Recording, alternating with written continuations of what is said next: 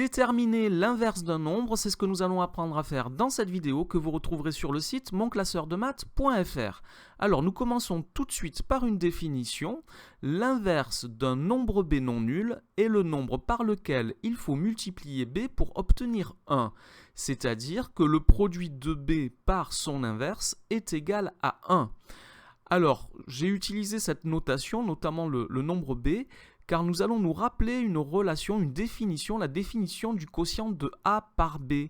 Le nombre a sur b, c'est le nombre par lequel il faut multiplier b pour obtenir a. C'est-à-dire que b fois a sur b est égal à a.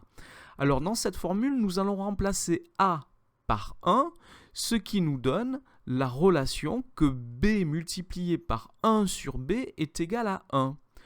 Or, le nombre par lequel il faut multiplier b pour trouver 1, c'est l'inverse de b, ce que nous avons écrit au début de la diapositive. Donc ici, nous venons de trouver l'écriture de l'inverse du nombre b, c'est 1 sur b. Donc l'inverse d'un nombre b non nul est le nombre 1 sur b que l'on note également b puissance moins 1. Alors on va regarder des exemples tout de suite. Par exemple, l'inverse de 3 est 1 tiers, 1 sur 3.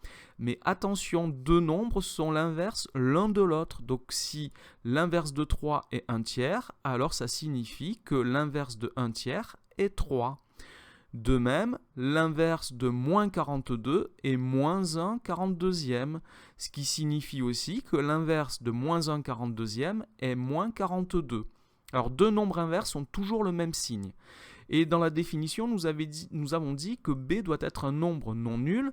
En effet, 0 est le seul nombre qui ne possède pas d'inverse. On ne peut pas diviser par 0, donc je ne peux pas écrire 1 sur 0.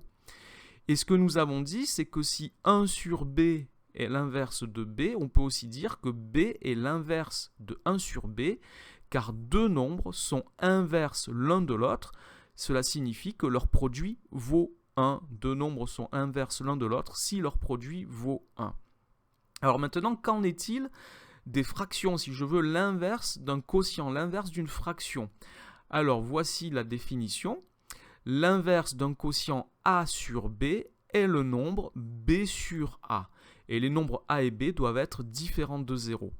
Donc ici, on va aussi prendre des exemples, mais ça signifie que a sur b fois b sur a, donc la fraction multipliée par son inverse, est égale à 1. Alors par exemple, l'inverse de 5 demi est 2 cinquièmes, ce qui signifie que l'inverse de 2 cinquièmes est 5 demi.